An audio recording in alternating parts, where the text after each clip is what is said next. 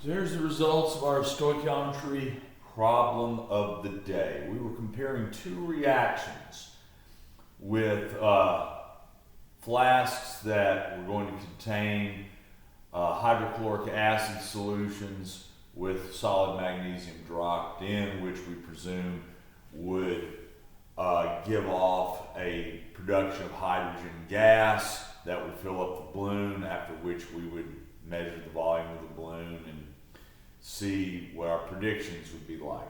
So reaction one involved 0.35 grams of magnesium being dropped into a solution of hydrochloric acid that had a gram of the hydrogen chloride in it. The second reaction would be half a gram of magnesium put in also a 1 gram hydrogen chloride solution making hydrochloric acid. So we had to run two pairs of stoichiometric comparisons to get our theoretical yield of hydrogen gas by determining which of the two reactants, the magnesium or the hydrochloric acid, in each case would be limiting. In other words, which one are we going to run out of, which would involve the other one having some excess left over.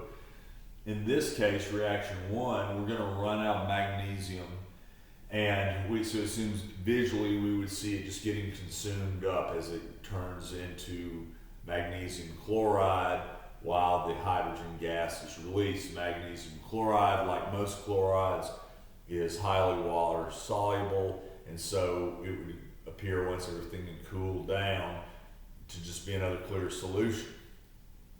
And we'd have a balloon with a certain volume of hydrogen gas. The second one has the same amount stoichiometrically of hydrochloric acid, but due to the increased amount of magnesium being added, we actually have a situation that's been reversed, where we have the magnesium is now in excess and the hydrochloric acid is limiting, which would tell us that visually we would still see some pieces of magnesium floating around after it was all done, because all the hydrochloric acid had been consumed. And we would see a balloon roughly with this volume. So actually, although there is more hydrogen gas being produced in reaction two, they're fairly close to the same volume.